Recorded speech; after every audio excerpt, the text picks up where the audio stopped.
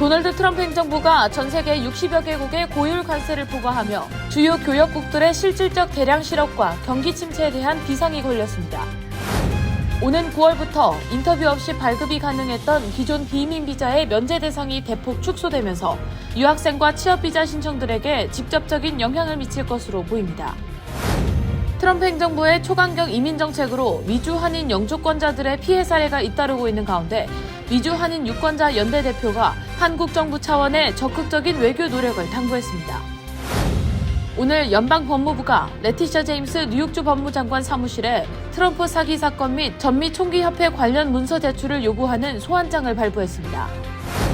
워싱턴 DC에서 정부 효율부 소속 직원 폭행 사건이 발생한 이후 트럼프 대통령이 워싱턴 DC를 연방정부가 직접 통제하겠다고 경고했습니다.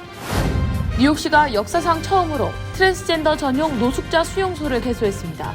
6,500만 달러의 세금이 투입되는 대규모 프로젝트에 여론이 엇갈렸습니다.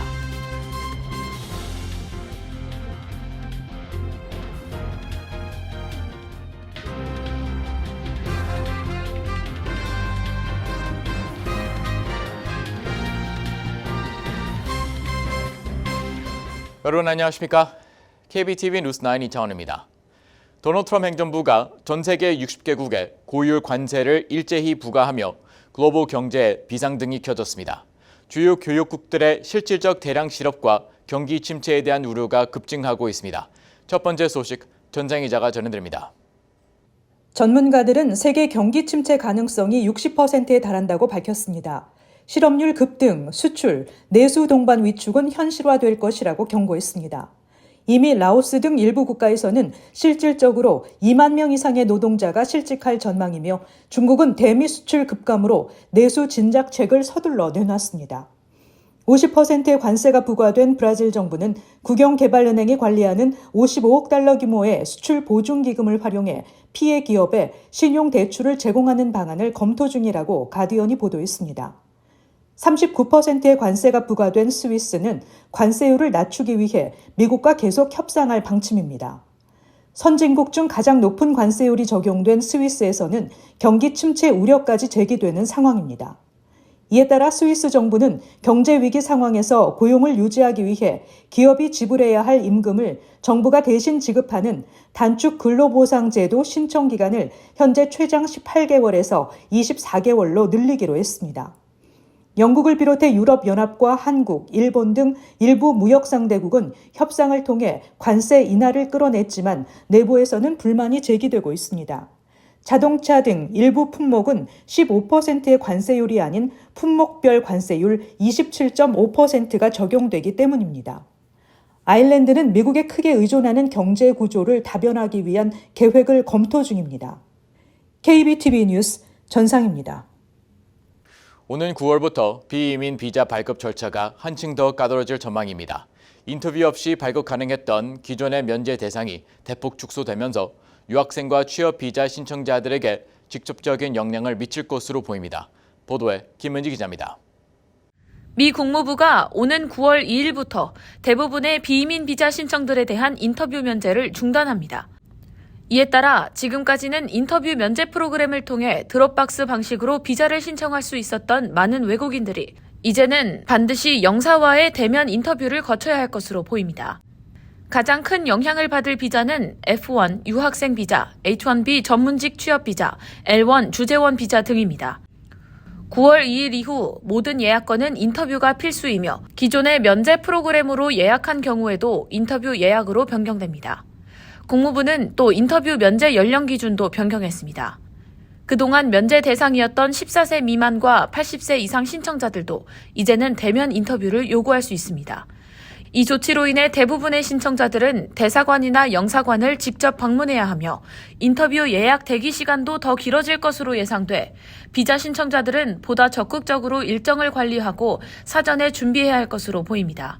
다만 외교 및 공무 목적의 비자 신청자, 멕시코 국경 통행카드 또는 B1, B2 비자 갱신 신청자 중 기존 비자가 만료된 지 12개월 이내이며 최초 발급 당시 18세 이상이었던 경우에는 인터뷰 면제가 가능합니다. 단, 이 경우에도 비자 신청은 반드시 거주국이나 국적국에서 이뤄져야 하고 과거 비자 거절 이력이 없어야 하며 영사가 필요하다고 판단되면 언제든 대면 인터뷰를 요구할 수 있습니다. 국무부는 비자 발급 관련 문의가 있을 경우 전문 이민 변호사나 국무부 공식 웹사이트를 통해 최신 정보를 확인할 것을 권고했습니다. KBTV 뉴스 김은지입니다. 도널드 트럼프 행정부의 초강경 이민 정책으로 인해 미주 한인 영주권자들의 피해 사례가 잇따르고 있는 가운데 미주 한인 유권자 연대 김동석 대표가 한국 정부 차원의 적극적인 외교 노력을 당부했습니다. 전장 기자가 전해드립니다. 김 대표는 워싱턴 DC에서 열린 한국 특파원단 간담회에서 트럼프 2기 행정부의 강경한 이민 정책으로 미국 영주권을 가진 한인들이 체포되는 일이 이어진 데 대해 한국 정부가 관여해야 한다는 점을 강조하며 외교적으로 풀어야 한다고 말했습니다. 김 대표는 선의의 한국인 피해자가 나오지 않도록 정부가 외교 채널을 통해 할 수 있는 노력을 소홀히 하지 말아야 한다고 강조했습니다. 앞서 성공의 사제인 모친을 따라 미국에와 대학에 재학 중인 한국인 고연수 씨가 지난달 31일 비자 문제로 뉴욕의 이민법정에 출석했다 이민세관 단속국 요원들에게 기습적으로 체포됐지만 4일 만에 석방된 바 있습니다. 또 라인병 백신 연구를 하며 텍사스주에서 박사 과정을 밟고 있던 한국인 영주권자 김태응 씨가 지난달 동생 결혼식에 참석하기 위해 한국을 방문한 뒤 미국으로 돌아왔다가 공항에서 붙잡혀 억류됐습니다. 이와 관련해 한국 정부 당국은 체포된 한국 국적자들에 대해 필요한 영사 지원은 다 하고 있다고 설명했습니다. 한편 김 대표는 정부의 재외 동포 정책에 대해 미국의 동포들을 한국 국내 정치에 개입하게 하지 말고 동포들이 미국 내 현실에 집중하도록 하길 바란다고 당부했습니다. 또 한미 간 안보 이슈가 중요해졌다고 진단하면서 한미 관계의 더 큰 중심 의제로 들어가는 것은 관세보다는 한미 간 동맹 관계가 어떻게 변할지에 대한 것이라고 말했습니다. 김 대표는 내년 11월 중간선거 전망에 대해 트럼프 핵심 지지층을 의미하는 마가의 조직화가 선거의 향배에 영향을 줄 변수로 부상했다며 연방 상원은 공화당이 다수당 자리를 유지하고 하원은 민주당이 다수당 자리를 탈환할 가능성이 있다고 전망했습니다. KBTV 뉴스 전상입니다.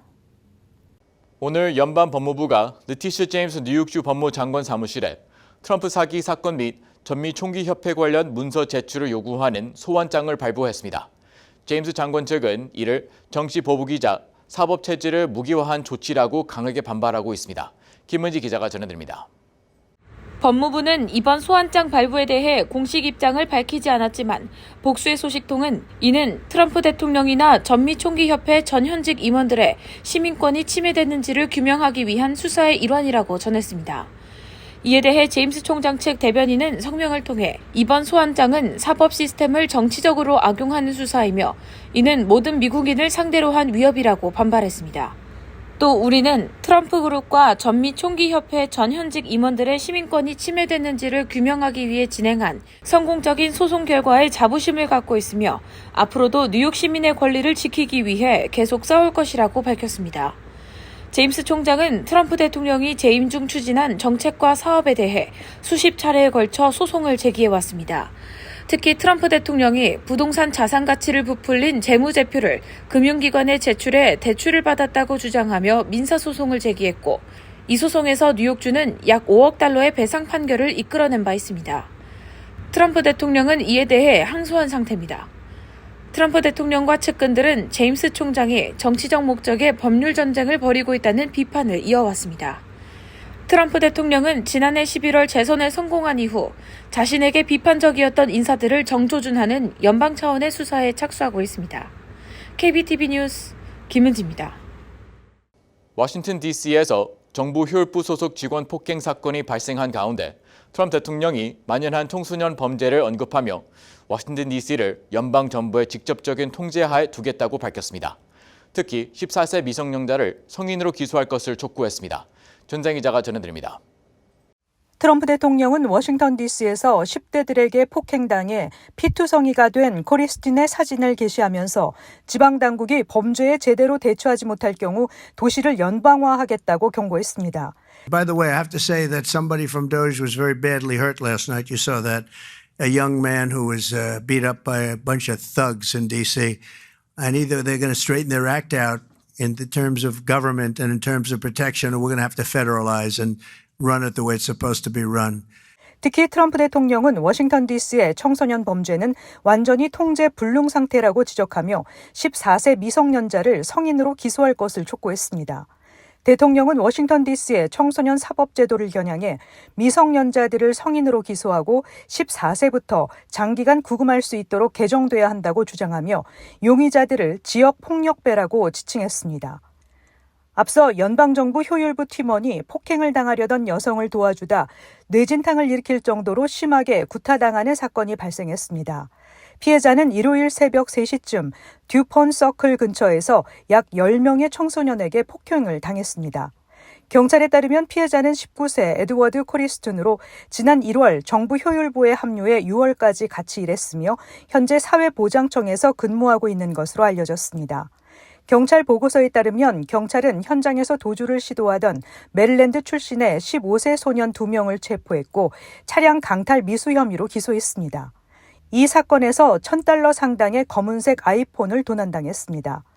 워싱턴 DC는 현재 1973년에 제정된 자치권 하에서 운영되고 있으며 이후 어떤 대통령도 이 제도를 폐지하려 시도한 적이 없었습니다. 헌법은 의회에 연방특별구에 대한 광범위한 권한을 부여하지만 지방정부를 완전히 정지시키려면 의회의 입법이 필요합니다. KBTV 뉴스 전상입니다. 뉴욕시가 역사상 처음으로 트랜스젠더 전용 노숙자 수용소를 개소했습니다. 롱아일랜드3에 자리 잡은 이 시설은 약 6,500만 달러의 세금이 투입되는 대규모 프로젝트인데 이에 대한 여론은 매우 엇갈리고 뜨겁습니다. 김은지 기자가 전해드립니다.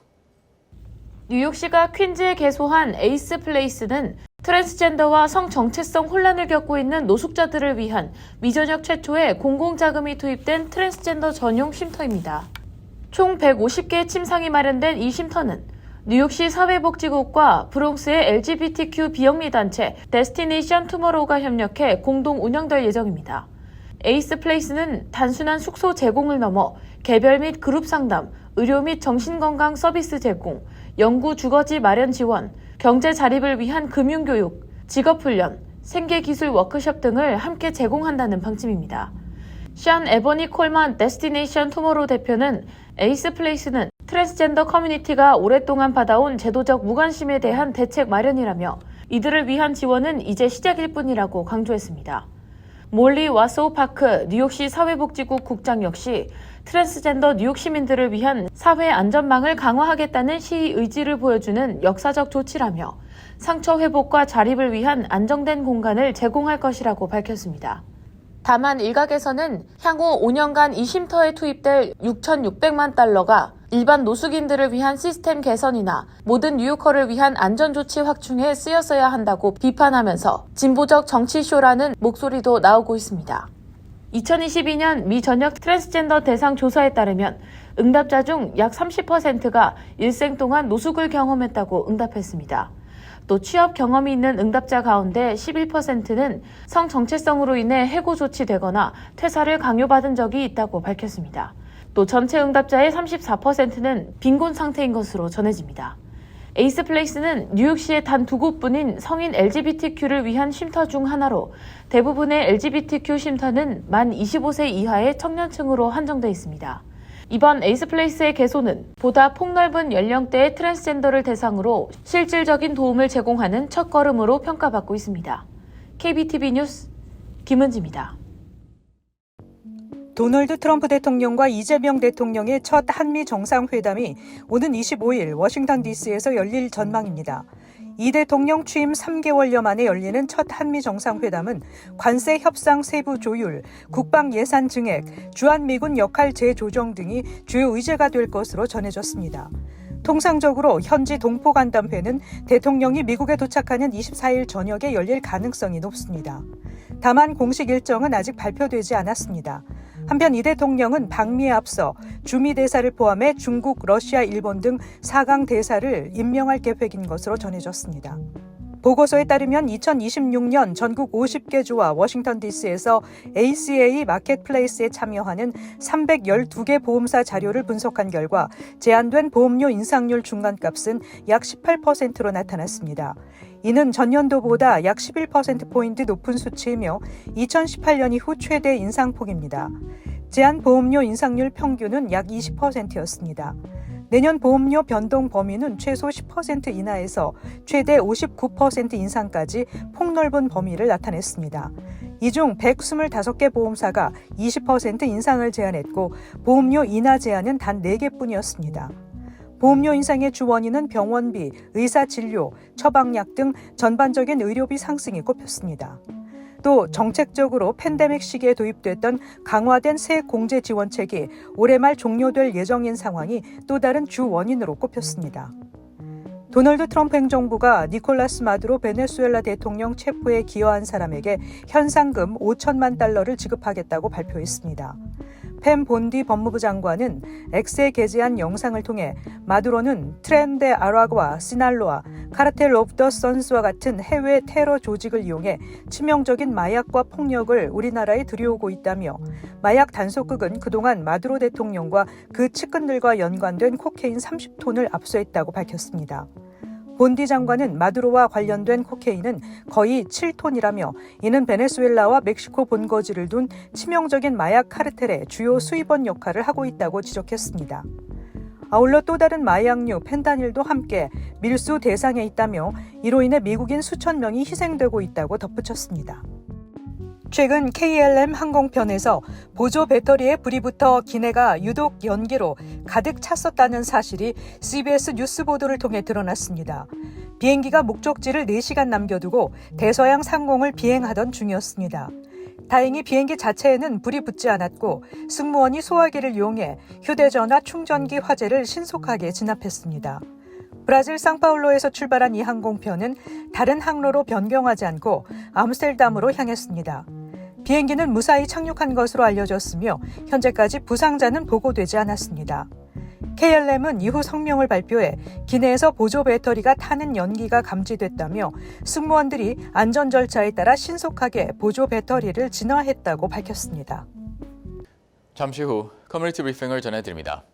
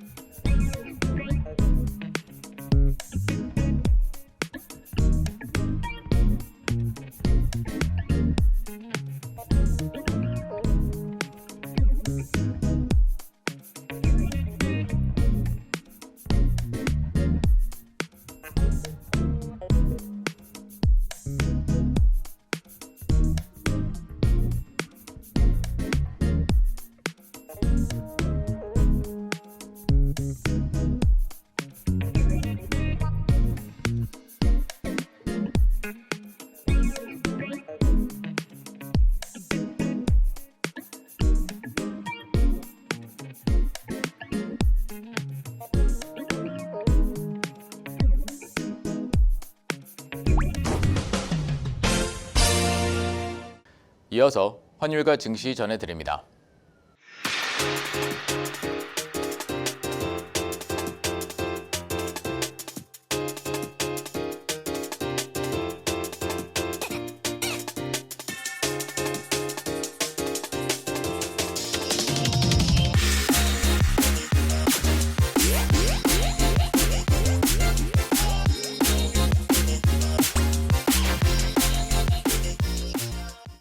잠시 후 뉴욕과 뉴저지 날씨 전해드립니다.